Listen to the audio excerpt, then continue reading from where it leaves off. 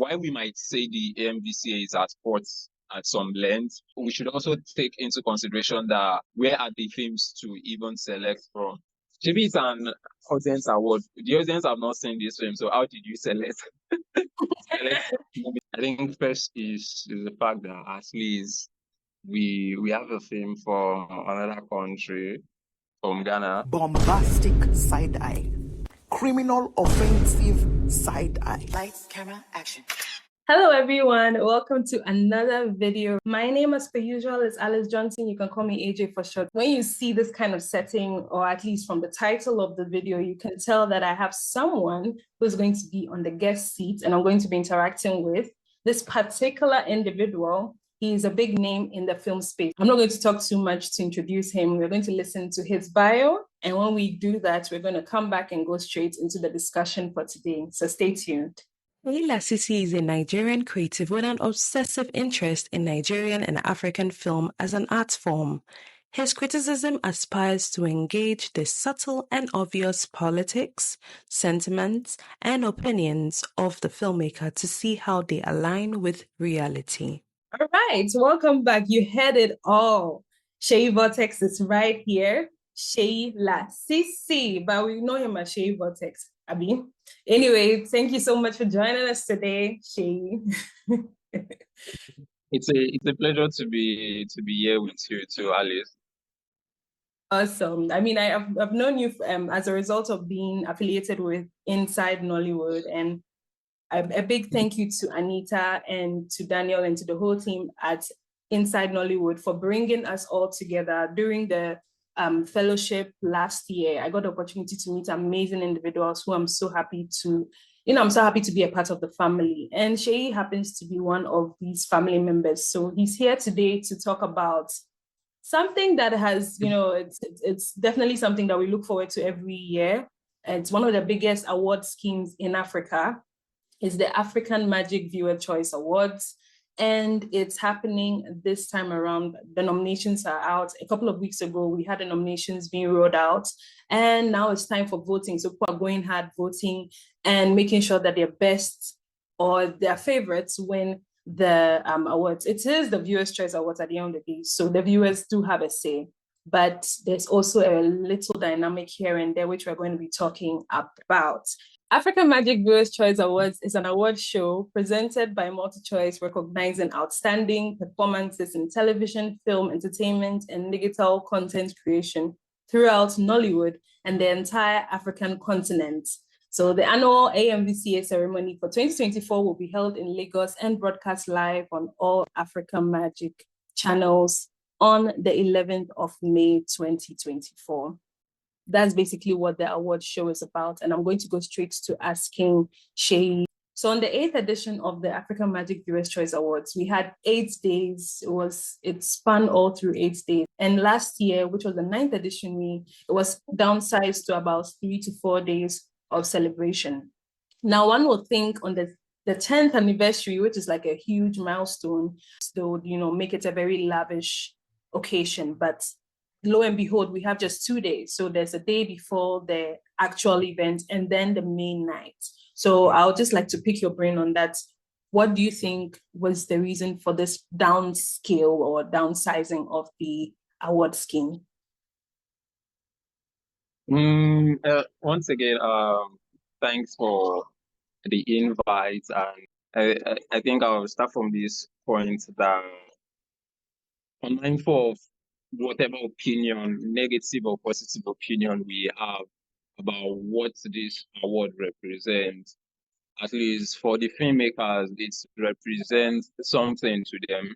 It's a way of recognizing whatever it is they have done in a cinematic year. And I think it's actually cool that we have this award that is over a decade. As most creative economy, most creative space is, I think it's not even unique to Africa.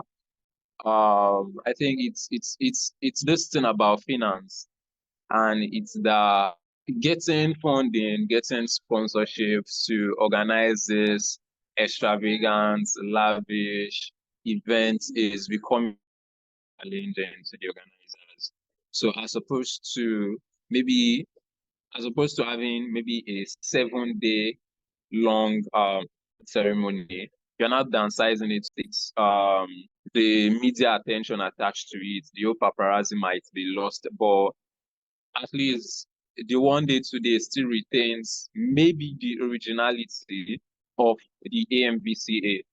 And I think because last year I applied for this talent critic training in the Berlinale, and one of those challenges too, even the one that was organized in South Africa, Durban, is the issue of funding. You don't have more funding to this thing, and once you don't have more funding, it means you have to downsize a lot of things. So I think AMVC is also suffering from that financial implication too.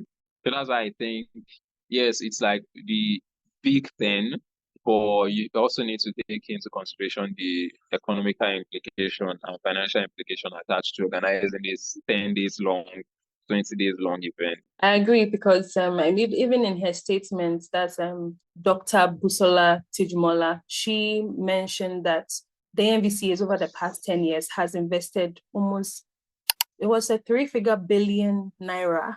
And so you can tell that the money has been pumped into this particular event. Well, when the funds are there, they do pump the funds into it. So regardless of it being a 1 day or 10-day event, the whole point is it's a good initiative and it's something that should be celebrated. So I guess we are not missing the point at the end of the day. The whole glam and glitz necessarily does not need to be the focus of the award scheme. The focus is on the fact that we are awarding people for the hard work that they put into the industry. Yeah, and then also, even with the number of the awards that they gave, there was definitely a downscale. I think initially it was 33 awards, and now they've scaled all the way to about 23 with 2 honoraries. So all in all, we are having about 25 awards, which will also cut the time for the award scheme and maybe more time for performances and other shenanigans to happen on the night. So I guess it's all in good form. Yeah. So let's delve into some of the controversies that have wrapped themselves around this AMVCAs over the years. Especially last year when a category was announced, a lot of people came out, they were talking about how they didn't think it was fair. But then that category, which was the best actress, was a voting category. So, I mean, a lot of people had a lot to say about it, but people were asking, did you vote? Did you vote for your fave? Because probably that person had a lot of fans to vote for. And by that person, I mean Osasi Godaro. She ended up winning the best actress last year. And a lot of people had a lot to say about that. So now this year, before the nominations were even made or even announced, they put out that they were going to select by the jury. So I want to basically know your thoughts on that particular shift and change, and if it was in the right direction, you think? I think yes, it's AMVCA, the fee voters and audience and stuff like that. Those adjectives are very, very important in defining what the award ceremony represents. Yeah. But again, too, so why there might be an argument to say that people should vote, since the award ceremony says that people must vote before you can give out this plaque to people. But I also think that when it comes to celebration of creativity, when it comes to celebration of art, when it comes to celebration of cinema, it shouldn't be left for popularity context. Because again, because what it does is that there's a demerit to people, to filmmakers who don't see reasons to take maybe their social media life as being too important, and they devote more attention to their craft, to owning their craft. So in a situation whereby you place these people that has maybe 500 followers on Twitter, 500 followers on IG and stuff like that, compared to somebody that has maybe like 10,000 followers on some of these social media platforms, put together, there's a demerit to this person, even if this person is doing something exceedingly great. The audience are definitely going to it's a numbers thing, and it was one of those things too that I talked about last year. About I think there was this this very popular one between Chidimoke and Toby Bakari. People were even Blossom Chuku, forgotten the second name, Blossom too, from the trade. There was this argument that when it comes to acting wise, when it comes to performance wise, these two people, Blossom and Chidi, are rightly supposed to be the person should won that award. But because of the fact that it was left for popularity context, and again, Toby has the BB Ninja backing. He's a model. He's very, very active on social media. So you expect that somebody like that is going to win. So I think what I'm trying to say at the end of the day is that now that they have decided that it should be left for the jury, not to even say we should be fully confident in the jury, but at least it's a step in the right direction to say that we are not leaving this thing for popularity context. We want to judge these actors, these actresses, these filmmakers, these cinematographers from a point of view of art, from a point of view of creativity. So that's what I think about it. Hmm.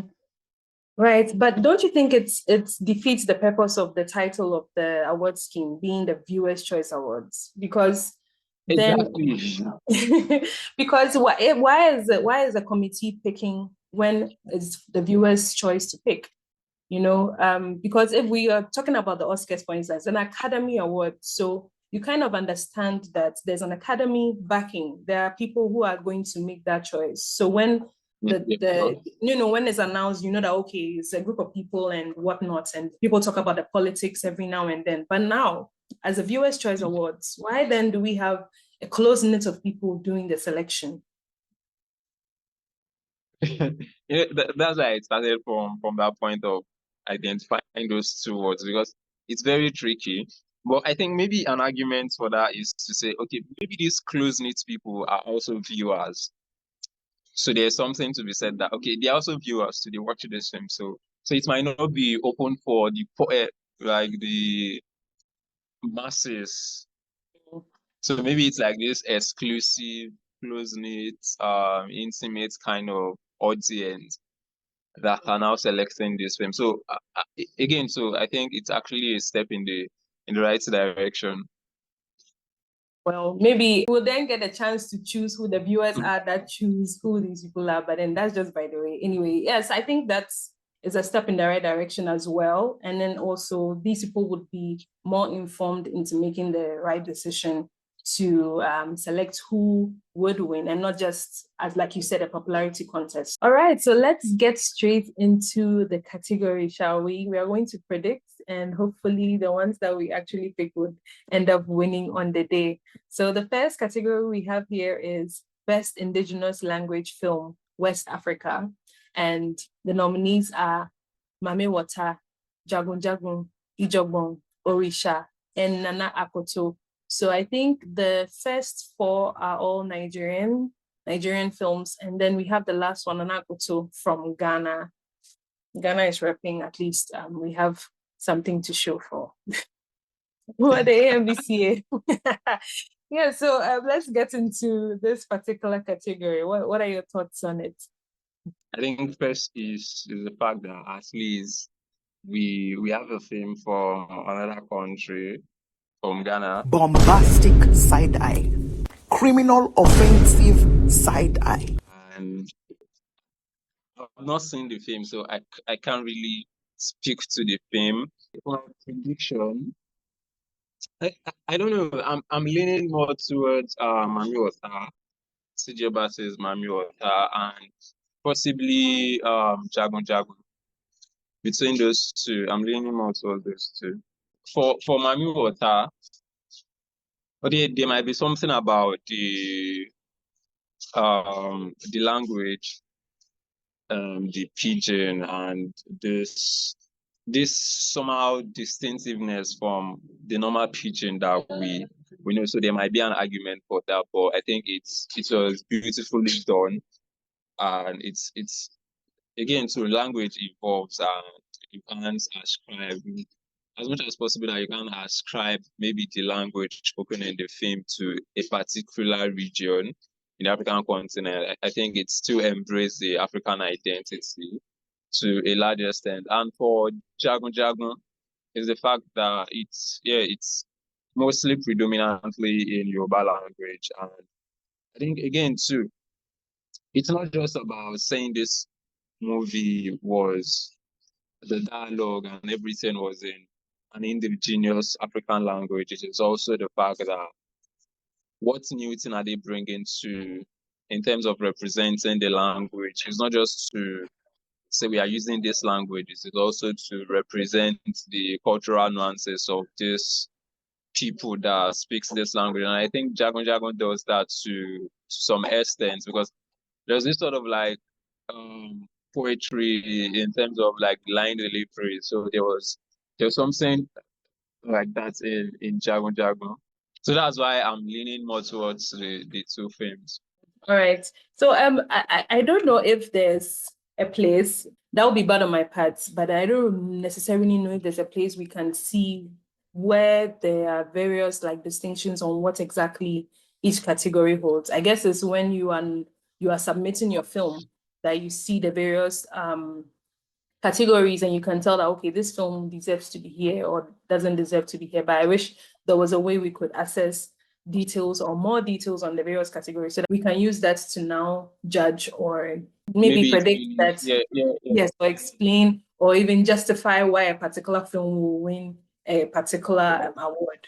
So that's just something that I wanted to say. But I also wanted to say that I find it interesting how it's a West African category, but we don't have many, it's not a mixed bag of West African films. It's mostly dominated by Nigerian films, and then we have one Ghanaian film, which personally I feel was to compensate the whole category. But then again, I could be wrong. Just briefly, what are your thoughts on that?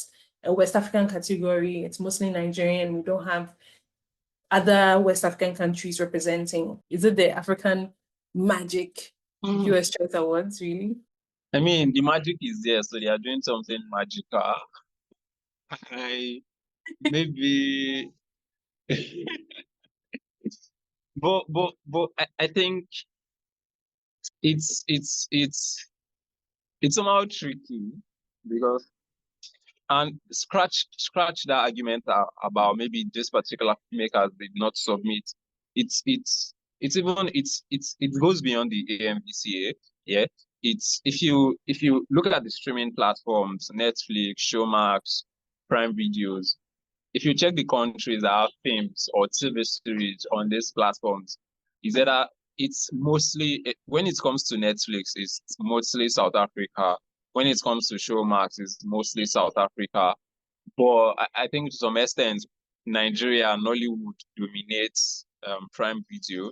So it's just occasionally, very randomly, you just maybe a film from Zimbabwe, a film from Kenya. So you rarely see films from these countries on streaming platforms. And these are ways to, since it's like an audience award, these are ways to some extent, judge these films that, okay, I've seen this particular film. So I think it's much more larger than AMVCA.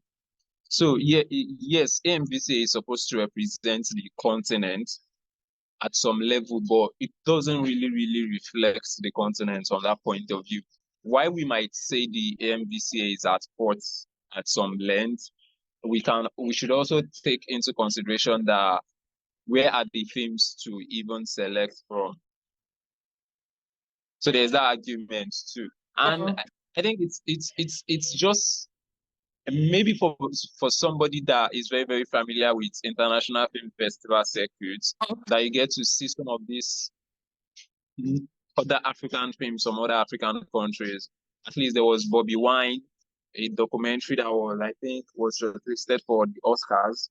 There was Omen, that I think The Mother of All Lies too, a documentary too. So they were those films too exist, but they exist outside of the mainstream. Aside from the fact that they were made by indie filmmakers, it's also the fact that when it comes to the public attention is not always drawn to those films. So you can't really see those films in some of these at the AMVCA. So I think why the AMVCA can share a blame in not really reflecting the cinematic landscape of Africa, we should also take into consideration that some of these films are mostly being shot and produced and distributed in just their home countries. Right. Or some of the filmmakers just go straight to their festival routes. They don't really care much about going mainstream. I mean, but we have Mami Wata here, which also, the film also took that approach. You went through the festival routes, but at the end of the day, it got nominated. So, well, I guess we can play both sides of the coin in this particular conversation. But Yeah, sure. viewers, what do you think? You share your thoughts in the comment section and let's get interactive. So the next category on this list is Best Cinematography. So we have Mame Wata, we have Blood Vessel, Over the Bridge, Breath of Life, Jagun Jagun, Ijogbon, and Omen. Wow, that's it. That's a really... Still the same sector. It's really tight, but I think I think I'm going to cycle back to what you said earlier about what are they really looking for when it comes to judging this films. And at least for someone with at least maybe scanty or very in-depth understanding as to what cinematography is, what acting is, you might have preferences as to, okay, maybe these were the things they saw in, again, to, I think it was while I was trying to interview a particular cinematographer that I understood that it's not just about placement of the camera, it's about how does this camera serve the story? Was the camera serving the story? Is this camera angle? Is this framing serving the story? Is this long shot? What is this long shot doing in this scene? Is this close-up shot supposed to be here? And again, this is why I feel, again, to reiterate a point I raised earlier, that it's good that we are now decision to be made by a jury board that have, to some extent, an in-depth understanding of what this thing represents. To end my rambling, I think I'll definitely go for Mami Wata. For Lily Suarez, it's the fact that it's not just that Lily Suarez won one of the coveted award at Sundance. Yeah, there might be that argument that maybe that's why I'm leaning more towards this thing. But it's also the fact that the cinematography served the story. It was not really. I think there was this argument about a female gaze in terms of telling a female story as opposed to having a male gaze and telling a feminine story. So there's that argument. You can have a whole theory ascribed to that, and maybe I've not seen Over the Bridge too. I've not seen Over the Bridge, and I think it's the most nominated film. I think it had maybe 10 or 11 nominations. And there's always this argument that maybe it's an audience award. The audience have not seen this film, so how did you select nominated this one? Because it hasn't. I'm not sure it has had a theatrical distribution in Nigeria. It's just had a limited distribution outside the continent. So it's, for me, it's Mami Wata always. I have to agree with you on this one, because I mean, Mami Wata stands out in itself being a noir film. Like, it's shooting in noir is no mean task. The fact that when you watch the film, you still see colors in the noir effects, like, it's just crazy. And personally, the whole argument about having the story being told from a female's perspective and then we are having a woman shooting the film, I think it goes a long way, because women see things differently from men regardless, or there are just different ways that we would interpret a particular role. And just the fact that it was shot in noir, I mean, excellent, in my opinion. So I actually would agree with you on that one. So we are still on the nominations, and if you are still tuning in, thank you so much for still being here. And I'm here with Seyi Lasisi. He is a film critic, and if you watch from the beginning, you would already have listened to all the accolades. You know that he definitely knows what it is that he's doing, and I'm here with him speaking on the AMVCAs, and we are just throwing in our predictions for who is to win what come 11th of May 2024. Okay, now we move on to best editing, and we have so I'll mention the editors. We have Chuka Ejo and Onyekachi Banjo for Over the Bridge, and we have Holmes Awa for Breath of Life. We have Alex Kamau and Victor Abok for Volume. We have Dio Nathaniel for Ogere Earth, and Antonio Ribeiro for The Black Book. And we have Nathan Delanoy for Mame Water. So, who does it for you? Which film's editing did the work, in your opinion? I don't know. Again, I think about 2 or 3 films that I've not seen from the list. So my prediction might be much more biased in talking about the films I've seen. So I could speak for those films. But I think the ones I've seen Mami Water definitely. I've seen Black Book, and which other title I've forgotten. Breath of Life. We have Over the Bridge, and then we also have Volume. Okay, I think for this I'll lean more towards Breath of Life, and it's because of just a singular scene. There's this scene in Breath of Life where the lead actor, that was Wale Ojo, when he was much more younger. I've forgotten the name of the actor that played that young Ojo. There was this scene where he was about to lose his whole family in this very, very tragic event. And there was this thing, the cinematography and the editing did at that point. It's really, really captured in very, very close up, intimate shots of what this person was passing through. Like, you could literally spell the grief on his face. And I think there were definitely different shots for that scene. There would have been a long shot for that scene. There would have been a close-up shot for that scene.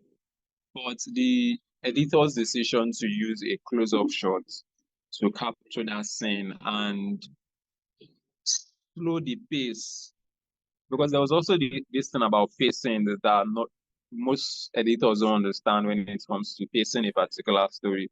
So there was something about the pacing of that shot that really, really captured what that character was passing through at that point in time. So I'll lean more towards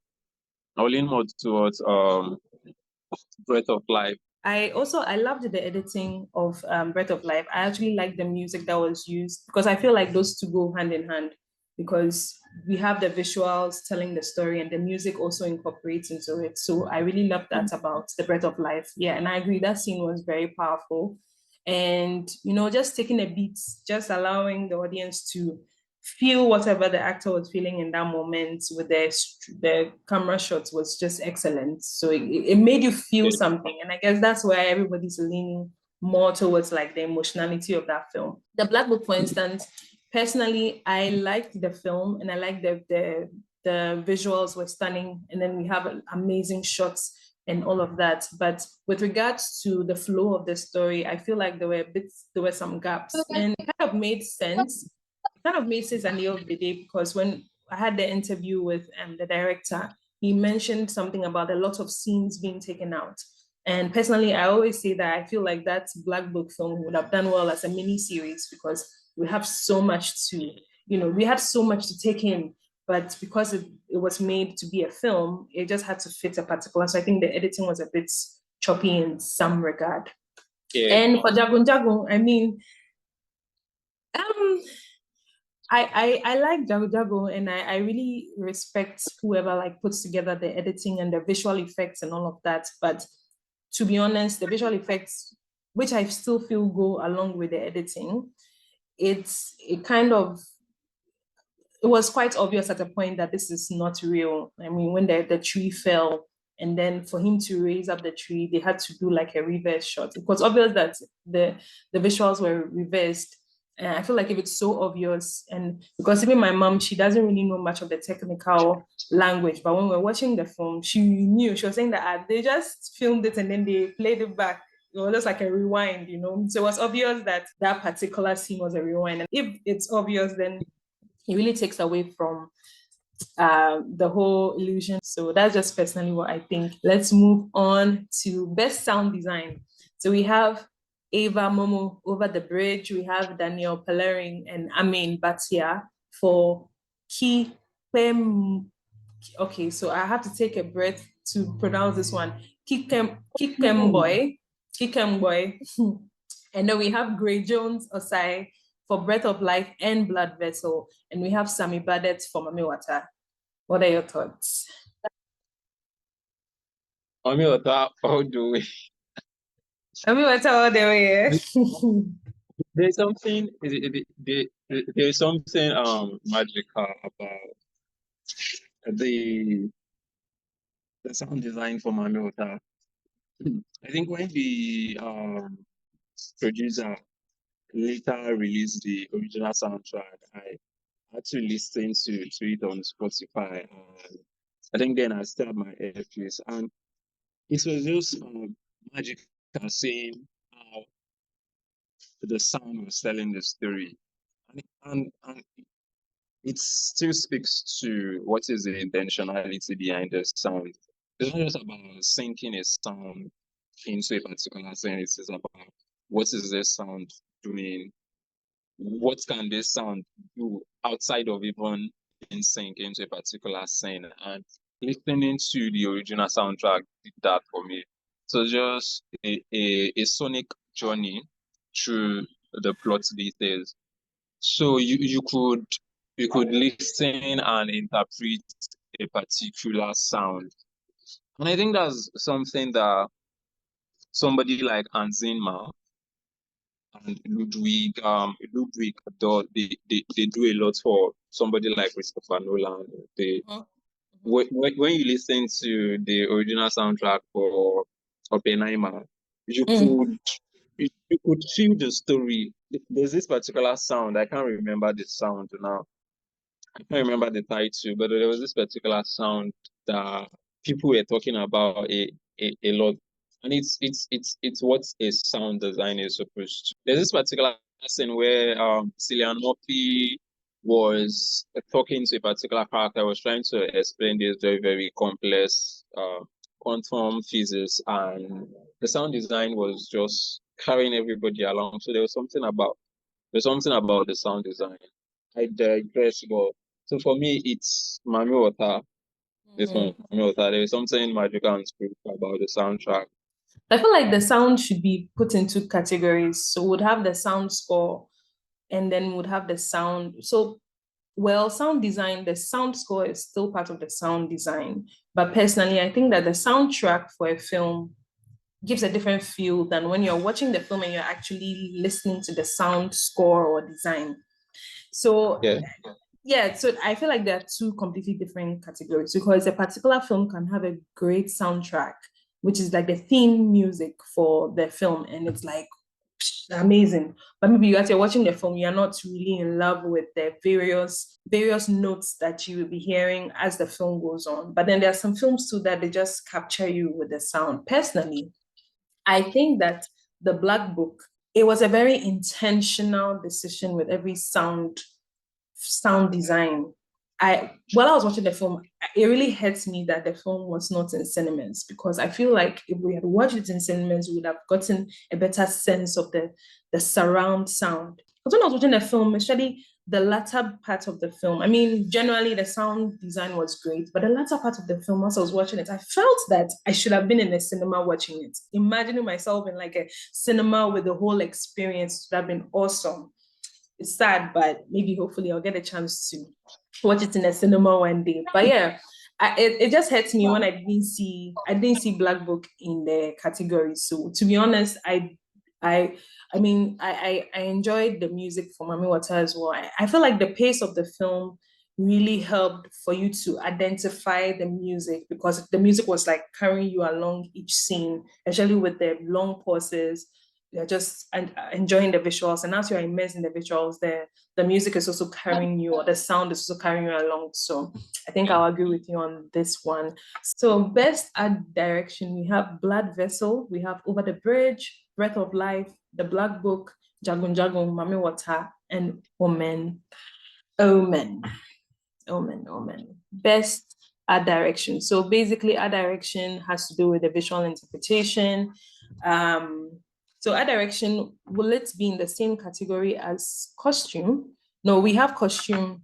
So okay, so they set aside. Okay, they set aside the costume. That's awesome. Okay, so we are talking basically about the art direction. Which film in particular do you think deserves that direction? It's a very, I agree with you. tricky,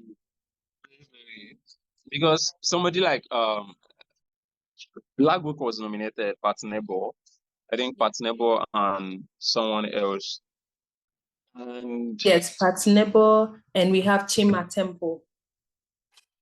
And I think when it comes to art direction in Nigeria, in Africa, the late Patnebo represents a figure that you can't at any day snub off as not knowing what he's doing. And he has been in the industry for decades. Right? There might be this nostalgic way where I could want to lean towards. For me personally, I don't really know what Blood Vessel is doing on the list. Yes, I could understand that there was this particular there were this very long scenes that were shot in. I think for the Blood Vessel, there was this particular scenes, these long scenes that were shot where these guys were quote unquote held hostage. Right. Where they were trying to travel. Yeah, So like you could understand that thought really went into designing that space.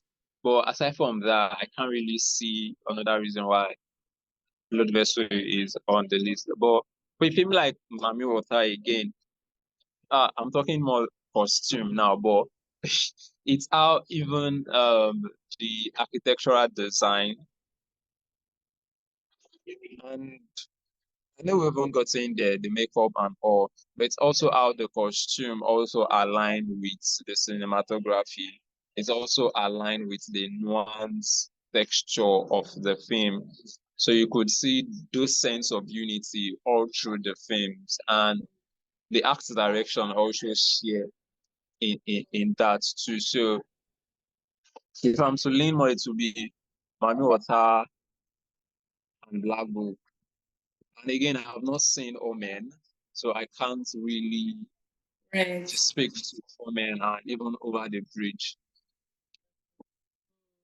Personally, I've not seen Omen or Over the Bridge either. But if it's based on the films I've seen, okay, so it's safe to say before I even go on, it's safe to say that we've already picked for costume and for makeup as well.